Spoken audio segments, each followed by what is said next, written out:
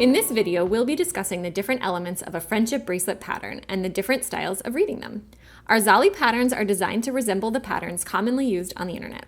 That way, if you find one online that you want to make, you'll be familiar with it. The first thing you'll see is an overhead view of the pattern represented by these grids. This is a zoomed out view that will show you how the pattern will look when you're done. Next, you'll see the color arrangements. This shows you how you will order the yarn when you start the bracelet. Since the yarns are folded in half and knotted, each yarn is used twice in the design, so the numbers will also appear twice. So here you see 1, 2, 2, 1. The yarn will be in the arrangement at the start of the bracelet like this, and it will also be this way at the beginning of every repeat of the pattern. Down below, you'll see these symbols. These show you which knots to use and when. Our bracelet patterns have a key that shows you the colors used and the symbols that represent those different knots. These symbols are the same on our patterns as on other patterns that you'll find on the internet. You'll also notice numbered rows. This tells you how many rows will be repeated in the design and helps you keep track of where you are in the pattern when you're reading it with a row style. So there's two ways to read a pattern. The first is the row style.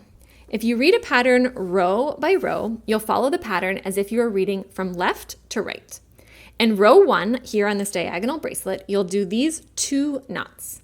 The yarn can be seen coming into the knot here, and the color of the knot tells you which color is tied around the other. So here, Pacific is tied around Natural. You will do all the knots in row 1, so first this knot and then this knot, and then you would move down to do row 2. One important thing to notice is that you have these little elbows on the left and the right hand side of every other row. This means that the outside yarn is left untouched in that row and only used again in the next row. When you see a thread color here as one of these elbows without a knot indicated, don't work it. Once you reach the bottom of your pattern, you start again at the top to do another repeat. The other way of reading patterns is segment style.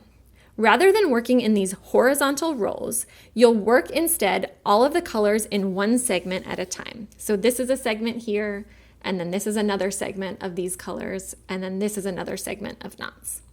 This way requires less attention to the pattern because you just focus on working each color as a group.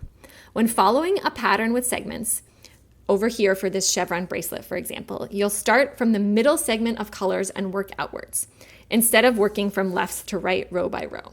So on the chevron bracelet, you would work this inside V here of cobalt, and then you would work this larger V of Pacific, and then you would continue in that direction. We're going to be going further into pattern reading for each of the bracelets in another video. Bye for now.